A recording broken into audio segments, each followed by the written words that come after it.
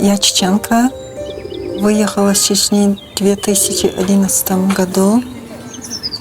У меня 5 детей.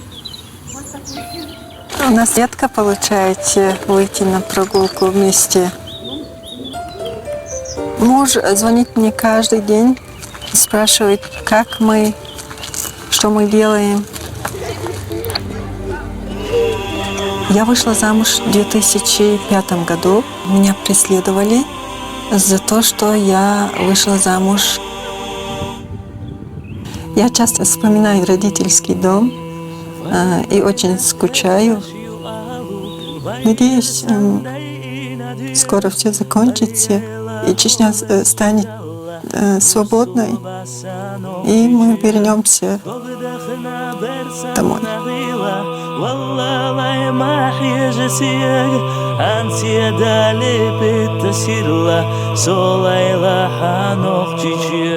La ilaha illallah, varieves чудаллаху. La ilaha illallah, busu basanok чиче.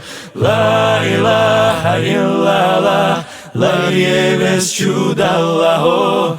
La ilaha illallah, busu basanok чиче. Чечня маленькая страна и хотела независимости. Россия не хотела, чтобы мы отдалились от них. Россия — это зло. Первая чеченская война началась в 1994 году, в декабре. Мне было 13 лет. Я все это хорошо помню.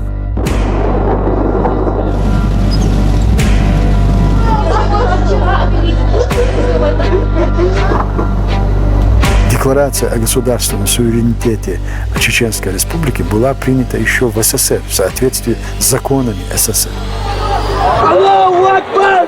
И этот факт был признан и руководством СССР, и руководством Российской Федерации. Вышли из состава СССР. И когда СССР развалился, это тоже было прописано, что каждый субъект определяет свое будущее самостоятельно.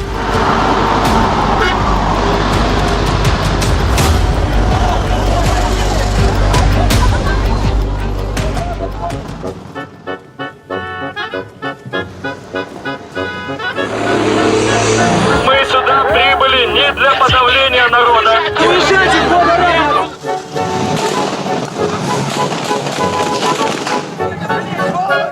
Мы имеем дело с правым реакционным антиконституционным переворотом. Введение в отдельных местностях страны чрезвычайного положения.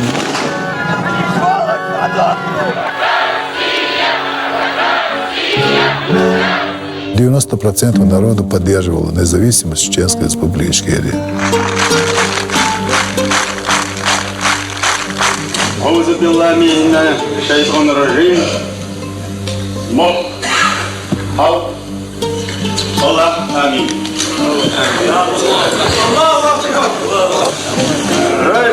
Министр обороны.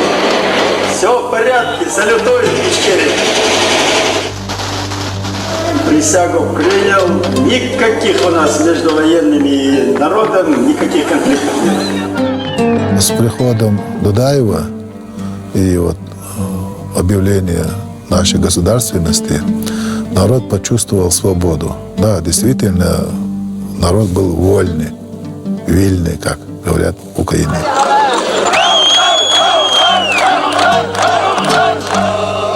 Это была процветающая республика. Вот эта знаменитая фраза Шахрая «Карфаген должен быть разрушен» на фоне вот той нищеты и того, что происходило в самой России. И вот нужно было вот это все разрушить.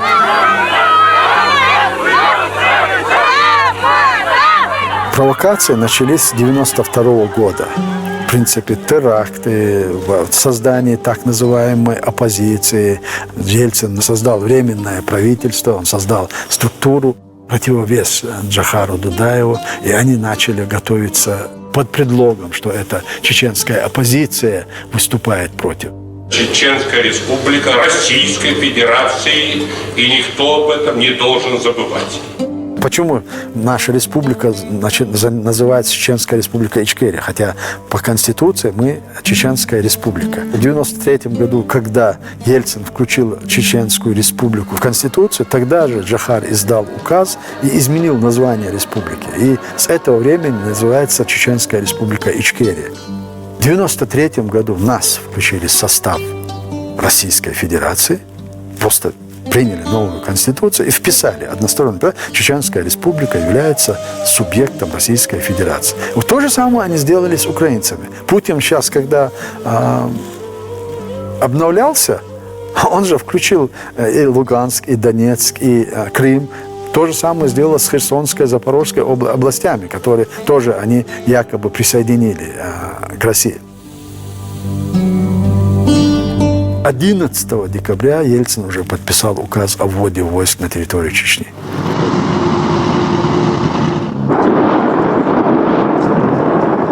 Почему Ельцин начал войну в Чечне в 1994 году?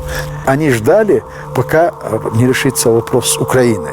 Мир вынудил Украину отказаться от ядерного оружия. 5 декабря был подписан меморандум об отказе.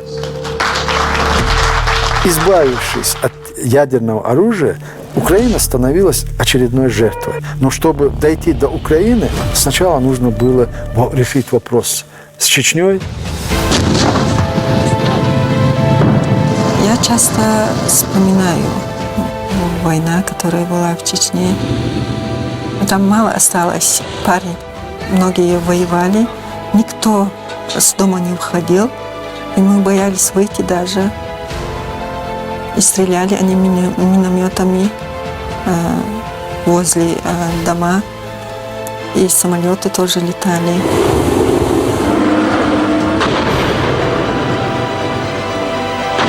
И после этого часто они приезжали как бы зачистку сделать, проверить паспорта.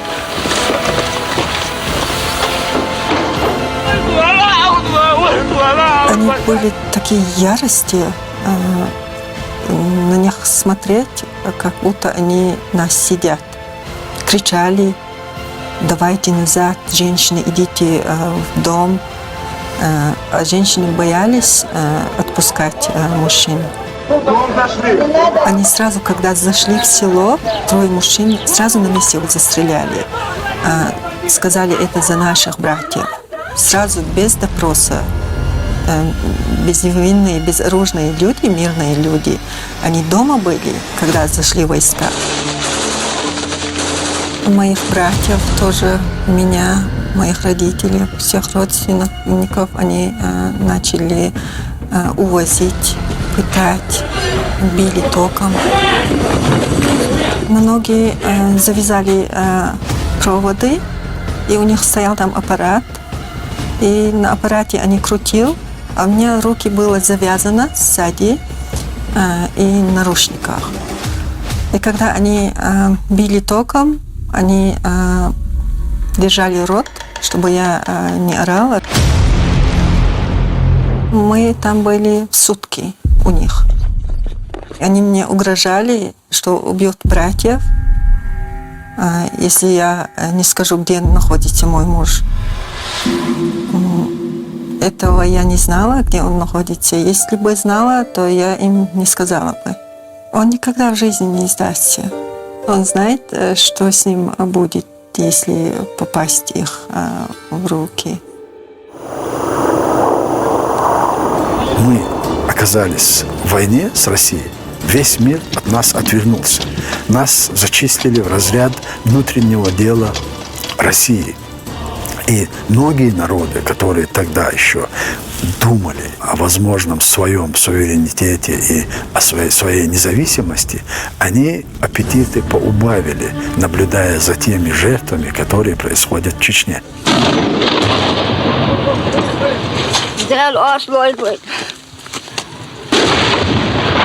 Лучше не обижать чеченцев.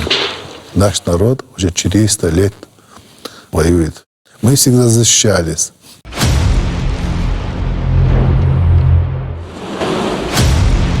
Что они хорошего делают? Что они делают для человечества? Ничего абсолютно они не делают. В Чечне Ни один человек, который пришел воевать, он повестку не получил. Это было добровольно. Воевал простой народ. Мы создали свое подразделение.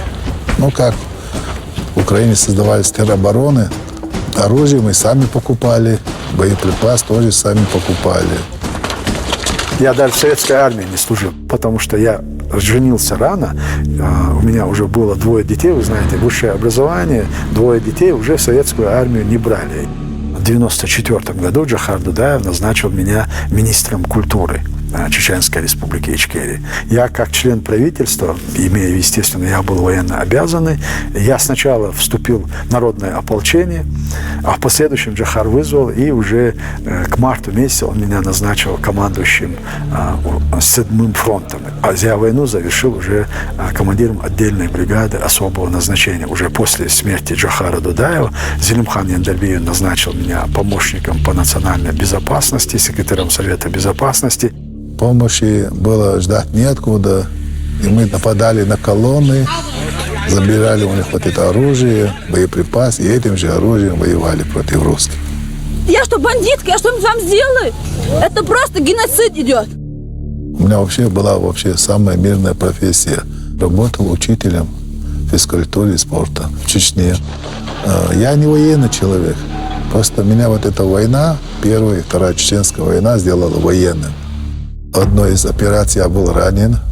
Нас вычислили и авиаударами разбомбили нашу базу.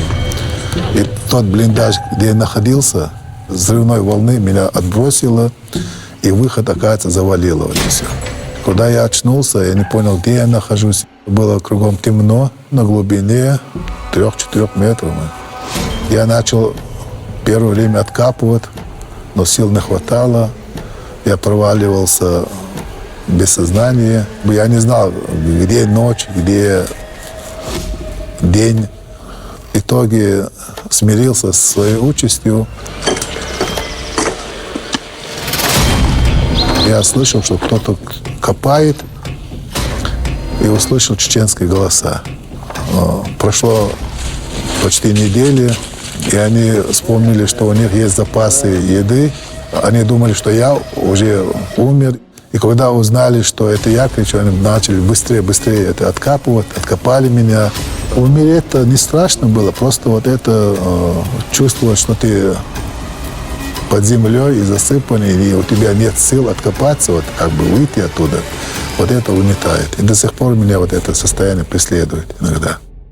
Сообщили маме, она уже меня похоронила, в трауре была. И когда ей опять сообщили, что я как-то чудом остался жив, она сказала, в следующий раз, когда увижу тело, тогда поверю, больше не поверю.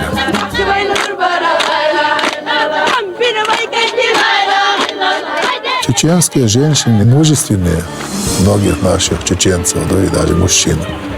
Очень много женщин вытаскивали ребят при зачистках, которые федерали хотели забрать. Дрались с ними, вставали перед танками.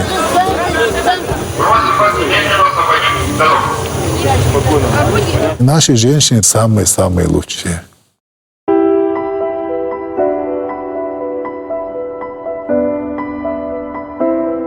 Меня преследовали за то, что я вышла замуж за Зумсу. Они хотели, чтобы я сказала, где он находится, мой муж. А я не знала, где он находится. Сразу не было возможности выехать. Потом я поехала за мужем. С мужем я была в лесу почти 3 года. Это был просто лес в горах. Летом в палатках, зимой в блиндажах. Нам приходилось менять места, потому что там охотники ходили. Если охотники, то они тоже могли предать и предали. Нас начали под утро бомбить прямо на нас. И мы отходили от этого места. Я 3 года находилась в лесу с мужем. с 2008 по 2011 году. И потом забеременела и родила дочку. И когда второй раз забеременела, я вынуждена была выехать. Я была в розыске в Чечне. И выехала я сначала в Украину, потом некоторое время жила в Украине, и оттуда полетела в Турцию. У меня в Чечне остались 2 брата и сестра.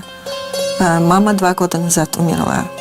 Они и сейчас тоже мучают их. Они приезжают и спросят меня, где я, что я делаю, где я нахожусь. Мой муж Зумсо находится сейчас в Украине. Он воюет против России.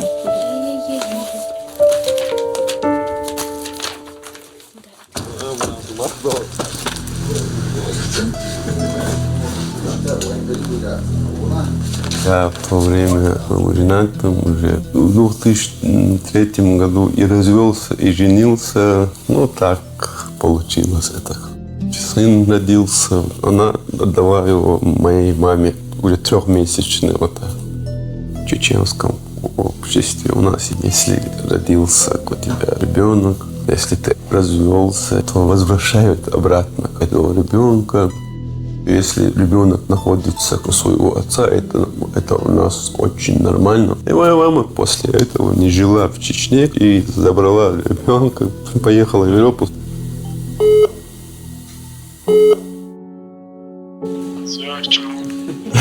Зашел. Как у тебя дела? Он в фирме работает, и там собирают запчасти, такие дорогие машины. Мам, куда счет? Я мог шалмую. Если он по телефону со мной разговаривает, она должна слышать, какой разговор там идет. Он ляй кузва Хамзат, короче, вообще в Украине.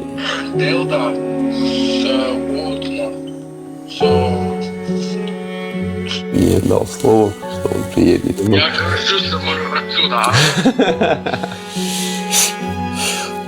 Я горжусь, говорит. Я горжусь, ассаламу алейкум. Алейкум салам, рахматуллахи ва баракатух.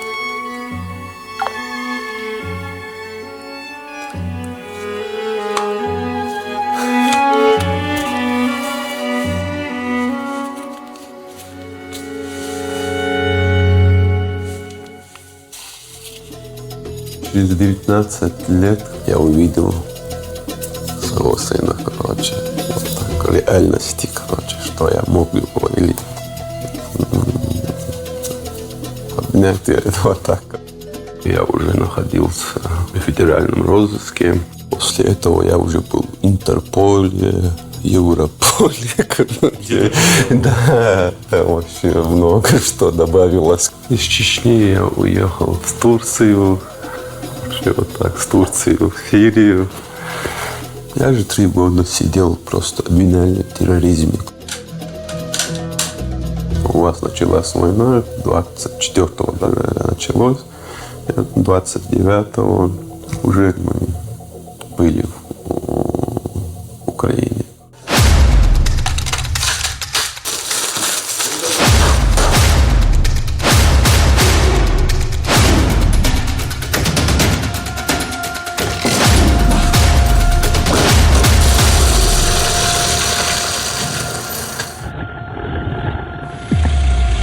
Сегодня в Украине возрождается чеченская армия, вооруженные силы Чеченской Республики Ичкерия. Во время Первой мировой войны был создан Польский легион. Этот легион стал ядром независимости Польши. И вот, следуя историческим таким аналогам, мы уверены в том, что мы сумеем это сделать. И тем более 18 октября в 1922 году Верховная Рада Украины приняла постановление о том, что Чеченская Республика Ичкерия – территория, временно оккупирована Российской Федерацией.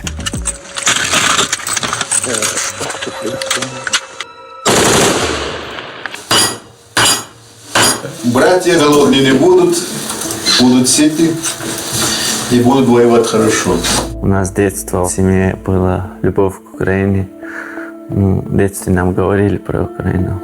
У меня отец служил здесь. Я из Бельгии приехал. Началась война 24 числа. И я 2 дня не мог осознать эту войну. Мне показалось вначале, это как в Чечне, как у нас. Вот нас убивали русские. Мой отец тоже воевал на 2 чеченских войнах, и в 99-м, в 2000-м при выходе из Грозного был убит. И мы эмигрировали в Европу, и таким же образом все здесь. В детстве я помню войну, как моя мама, когда нас бомбили, бежала в подвал вместе со мной. Еще помню, русские как забирали отца, там пытали. Я вообще не понимал, почему они хотят меня убить, что я делал. Они кричали, они били. Это было очень страшно. Я боялся их. Я помню тоже, когда они ехали, зачистки делали. Мы были маленькие дети, мы играли там на улице. Мы бросали камни на них, и мы убегали. Вот из-за этих русских вот у меня и многих братьев не было детства.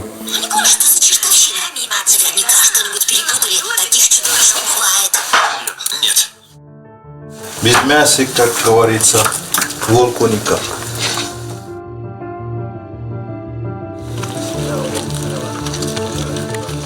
Хаджи Мурада большой опыт военных действий. Он участвовал в Второй Чеченской войне. После этого была Сирия. 4 года уже боец вооруженных сил Украины. В структуре вооруженных сил Чеченской Республики у него звание полковник и командир ОБОН. Весь мой род, все мои родственники были в сопротивлении самых 90-х годов. У меня был дядя, Царство Небесное, Ваха Арсанов, он был вице-президентом Чеченской Республики Ичкерия. Был 99-й год, начиналась война. Мой брат погиб тоже. Тимур его звали. Это был, наверное, он дополнял ту часть, которой мне не хватает по жизни. И вот мне 17 лет, ему 16, и дядя там, наступление идет. И мы подходим и говорим: дядя, определи нас в одно из своих подразделений. Мы говорим: мы хотим воевать, дядя.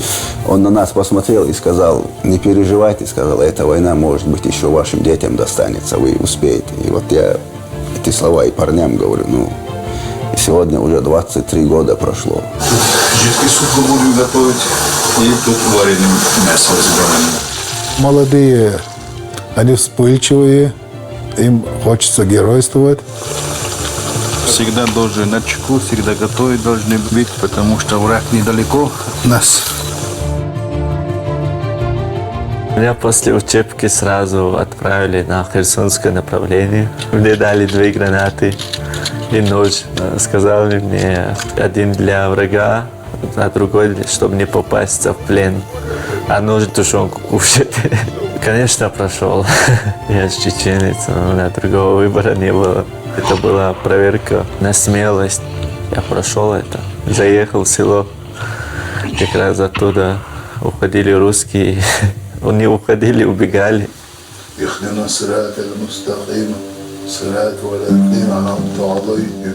Для любого чеченца религия – это на первом месте. Религия поднимает и дух, и стремление победить. Мы в любом случае оставались победителями. Если мы побеждали этого врага, мы побеждали. Если умирали, то мы попадали, иншаллах, в рай. Вот это мотивировало идти на войну и воевать, и защищать свою родину. Не каждый выдерживает войну. Когда бываешь близко к смерти, ты тогда осознаешь, для чего-то это нужно тебе или не нужно. Останусь живым, братья, на всю жизнь.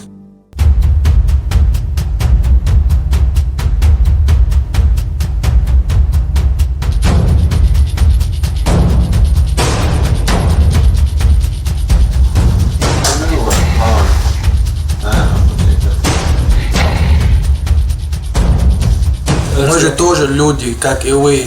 У нас есть хорошие чеченцы, и у нас есть плохие чеченцы, как у вас. Воспринимали, что вот чеченец, он значит террорист. Отец мой был генерал Ичкерии, самый молодой. И знаменитый человек, все его знают, Арби Бараев. И ему было только 28 лет, когда он погиб. Я привык уже. Когда я был маленький, это было очень тяжело. У всех были отцы, я был один. Я в 3 года ничего не помню, я только один раз помню, мой отец, взял меня так и, смотрел на меня и говорил что-то. В Москве, Норд-Ост, это мой двоюродный брат делал. Так что меня ненавидят русские и ненавидят это кадыровцы. Если они поймают меня, понимаешь? Жохар Дудаев, Шамил Басаев, Хамзат Гилаев, Арби Бараев. Для вас было вот тогда террористы, Шамил, Хамзат Гилаев, наши герои. Идет поколение, и мы продолжаем их борьбу. Это долг каждого чеченца находиться здесь и воевать против России. Жохар сказал так, иншаллах, надеемся, когда зайдет украинское солнце, то режим падет, российский, то и мы надеемся, что лучи этого солнца коснутся и Кавказа. Почему Первая война закончилась выводом российских войск? Потому что они готовились ко Второй войне. Им нужно было изменить имидж чеченского народа. Нужно было нас перевести в разряд международных террористов. И вот за эту паузу, за 3 года между 2 войнами, русские, в принципе, работали в этом направлении. Все крупные теракты, которые произошли в России, и которых обвинили чеченцев, за всеми этими крупными терактами стояли российские спецслужбы.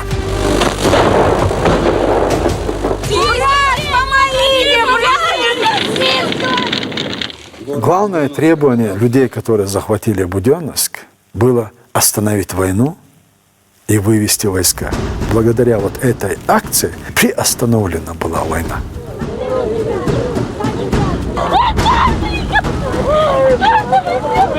Буденновск. Очень плохой прецедент. В каком смысле? Это будет восприниматься миром очень негативно. Я ни в коем мере не оправдываю эти события. И дело в том, что это тоже не было задумано не захвата.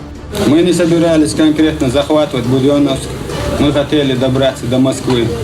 Но вся наша операция, по идее, сорвалась из-за алчности и жадности постов гаишников. У нас просто не хватило денег заплатить этому посту. Из-за этого они придрались к нам и предложили пройти в отделение милиции.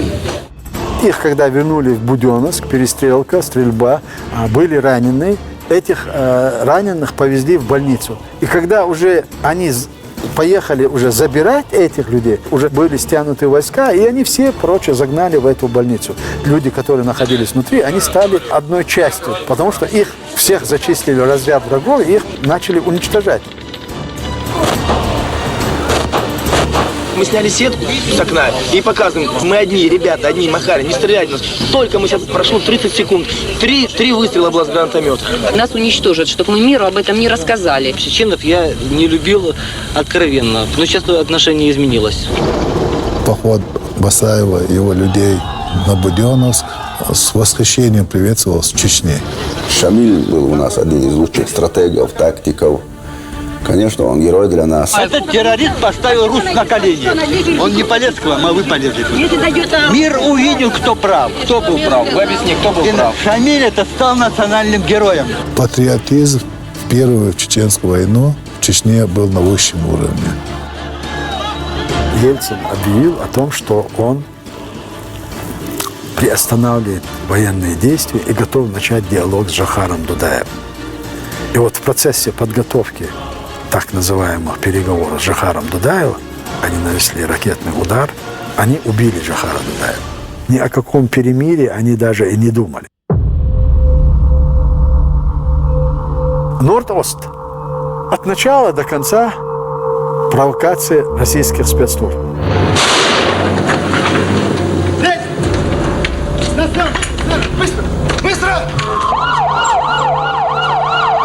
Нас захватили какие-то вооруженные люди. Мы все в театре, нас захватили, помогите, пожалуйста, мне. Все службы вызваны, не волнуйтесь. Я боюсь. Изначально было запланировано, это были муляжи, у них не было взрывных устройств, и они не собирались никого взрывать. Им было сказано, что Путин хочет остановить войну по аналогии с Буденновском. Собрали эту группу людей с тем, чтобы они вот имитировали захват. Цель у нас одна – остановить войну в Чечне. Но когда они уже поняли, что ничего этого не работает, никого они взрывать не могут, потому что у них не было взрывного устройства. Если мы умрем здесь, то это еще не все. Нас много. Вы обратили внимание, что ни одного из них не оставили живых? Если бы это было бы не спланировано российскими спецслужбами, интересно же было бы им узнать, как они из Чечни добрались до Москвы. Они же не с автобусом с Грозного и сразу в театр приехали. Они знали, как они показались, как они оказались, и поэтому они их всех ликвидировали. И изначально задача и была поставлена, как можно больше жертв, чтобы выглядеть в глазах западного мира жертвой, что и произошло.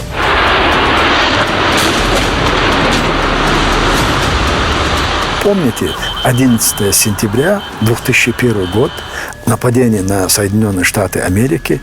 24 октября уже Путин сделал заявление. То есть он заявил о том, что они готовы вступить в международную коалицию по борьбе с международным терроризмом вместе с американцами, но они взамен требуют, чтобы ситуацию в Чечне рассматривали в контексте борьбы с международным терроризмом. И с этого времени, в принципе, мир стал заложником собственной близорукости. —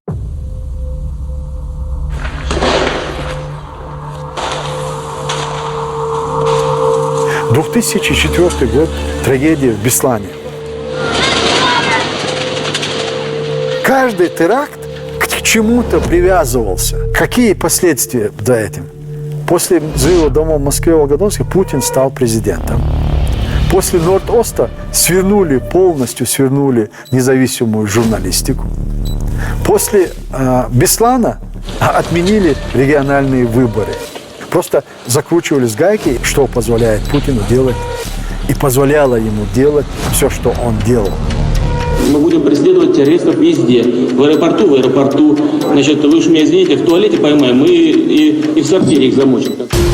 Те же методы Путин начал использовать здесь. Насколько Путин мотивировал украинцев все эти 8 лет, с 14 по 22, называя их недонародом, недогосударством, нациками. Вот вся эта российская антиукраинская пропаганда, я был уверен в том, что украинцы будут драться до последнего.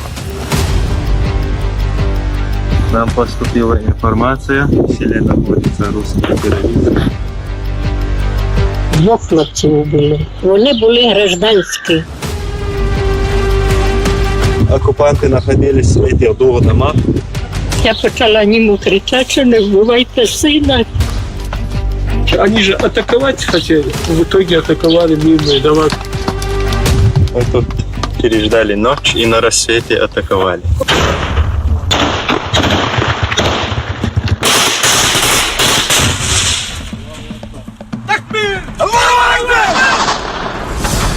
Тут танки по городах їздять, так стріляли.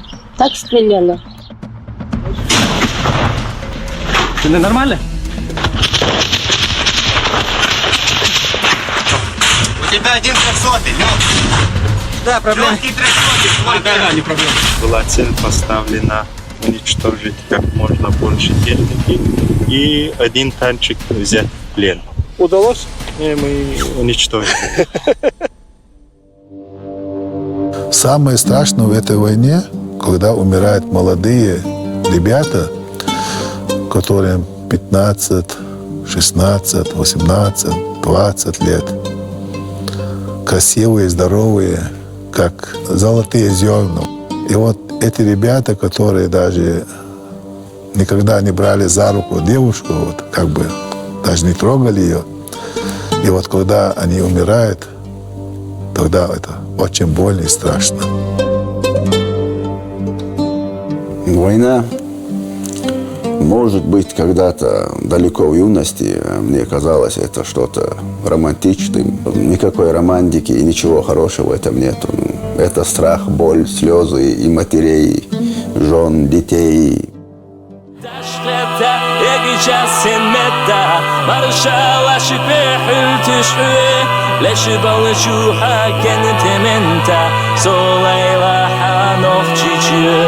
لا إله إلا الله لا يبس جود الله لا إله إلا الله بوسل بسانوخ چیچیه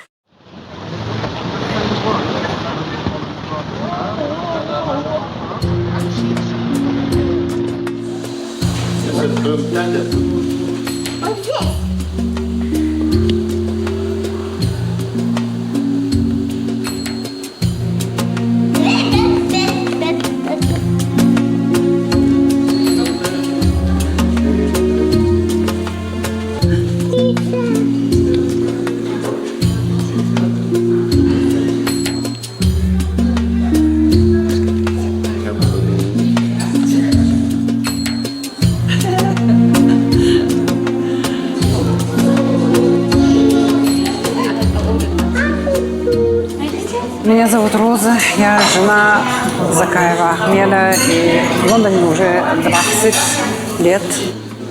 Бывают такие события, когда мы можем так вот выйти. Когда вся семья в сборе, у нас 12 человек. У нас 6 внуков, 4 внучки. У нас 2 сына и дочь. Муж и двое сыновей. Старший Шамиль и Наиб. Они есть. А мы ждем. Как ждали тогда в Чечне, когда шла война. Мы ждали, когда они на связь выйдут с нами, когда позвонят. Тогда и телефонов-то не было. Сейчас хоть связь есть. Как началась война в Украине, он большую часть времени проводит там. Моя роль только жена. Я обеспечиваю, как это сказать, какая тыл. Вот и я, и мои снохи, мы ждем наших мужей домой. Познакомились мы в 1977 году на вступительных экзаменах в институт. Поступали в Воронежский институт искусств на актерское отделение. Поступила я и поступил Ахмед. Вместе закончили в 1981 году. Вернулись обратно в Грозный. Да, я очень хотела стать актрисой. Правда, родители были категорически против. В те годы не очень приветствовалось желание девушки работать в театре актрисой. Мне отпустили с условием, что я поступлю на режиссерское отделение. Вот. Ну, я скрыла, немножко схитрила, что я поступила на актерское. Ахмед всегда был лидером, веселым, очень активным, хорошим оратором был.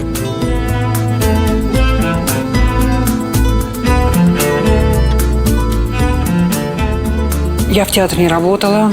Получилось так, что на последнем курсе института мы поженились в 99-м, и у нас родилась дочь. Эй, а как вас зовут? Расул. Фамилия Махерюха. А фамилия как? Гамзатов. Запиши на бумаге, как зовут, а то забудут. А зачем? Ахмед работал в театре, пока у нас не началась война. Он надел военную форму, и другого выхода не было.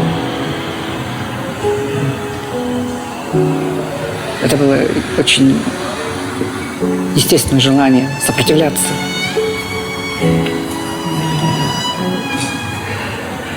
Вот.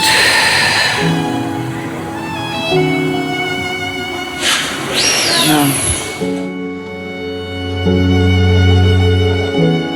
Мы все время, как на войне, 20 лет, из того, что ни на один день муж не прекращает свою работу, свою деятельность, и поэтому для нас война не кончилась, она продолжается. Первые годы люди только приехали, были растеряны, тяжело было с языком. Мы ни на минуту не забывали о том, что было в Чечне. Это невозможно. Маленькие они когда были, дед им рассказывал, почему мы здесь оказались, что происходит. Они знали.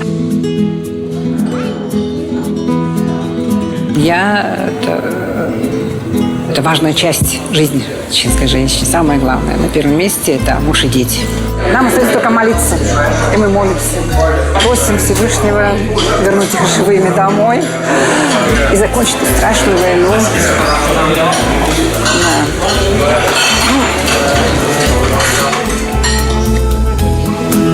У всех у них есть желание поехать домой в Чечню.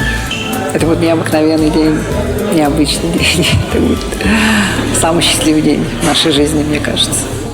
И я думаю, что с победой Украины в этой страшной войне и наше солнце тоже взойдет.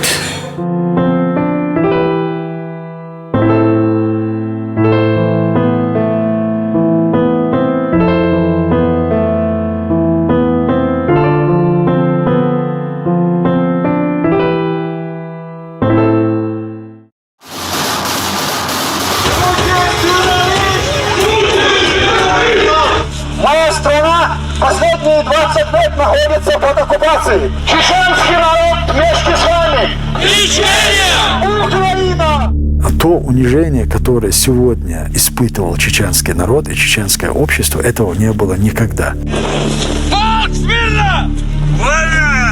Для Кадырова я являюсь врагом номер один.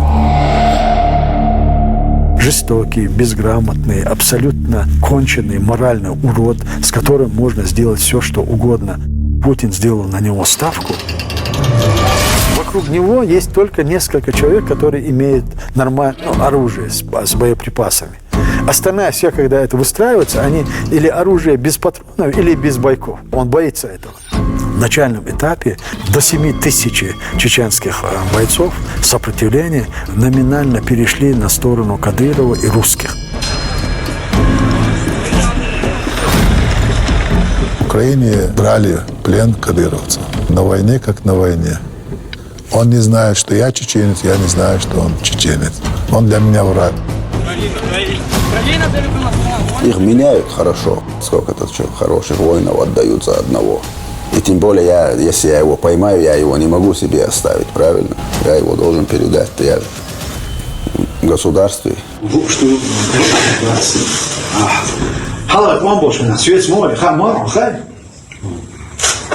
Это 37 лет, доктор живу мацал, вот так думаешь, мы думаем, что хил был, там вы махка, вот раз шлать, ты вот версии бомбнаш была халка и нова. Вот версии бомбнаш была халка и нова, что там герш это и Россия почал Путин не Кадыров бахандош, хаси это ха он цадор, цадор что а он чему лилда, я как лилда это и нет дацо. У этих людей, какие бы они мразями не были, у них есть там родители, есть жены, есть дети, есть. В Чечне кто-то выехал, а кто-то не может выехать. Ты или должен зайти в структуру, или умереть с голоду, или стройка где-то там, уехать в Россию. И если они с тобой не справляются, то они хватают твоих родственников, женщин, детей. Я в маске сижу и боюсь за тех людей, которые ни в чем не виноваты в том, что я здесь нахожусь. Маму я лет 20 не виделся. Так же, как и с братьями, с сестрами. Когда здесь началось, бандеровцы едят младенцев русских, распинают на крестах, там женщин насилуют. Мы все это слышали, правильно? Нас называли ваххабисты, террористы, нам придумали ярлыки. А сегодня здесь бандеровцы, нацисты. Ничего не меняется, ничего для нас не нового. Они рабы, они любят, вот, чтобы том их били, вот такие они. Нет у них духа свободы.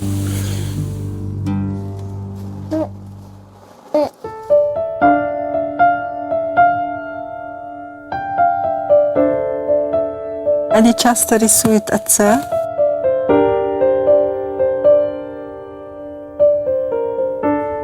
поговорят.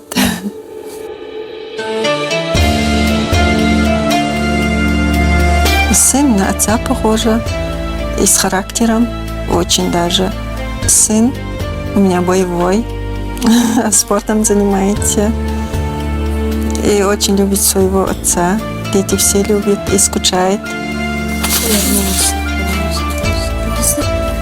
Они знают, где он находится, но они войну не видели. И не дай Бог, чтобы они видели. Это дорога домой. Это наше место. Чечня.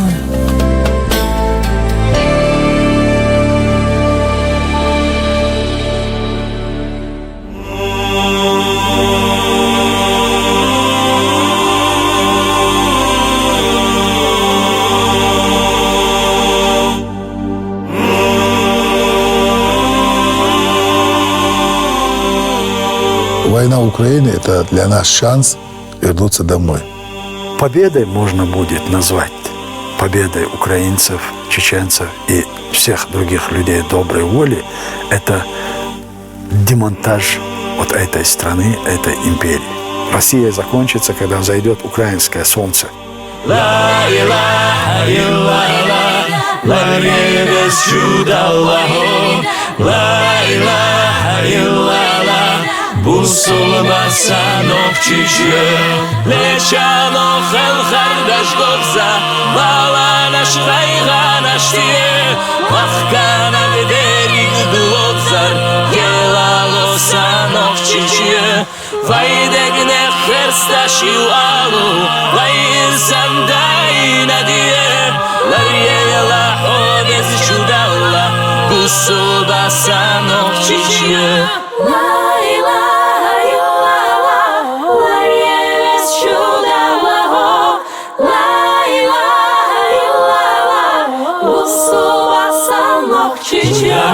La ilaha illallah, без чуда Аллаху.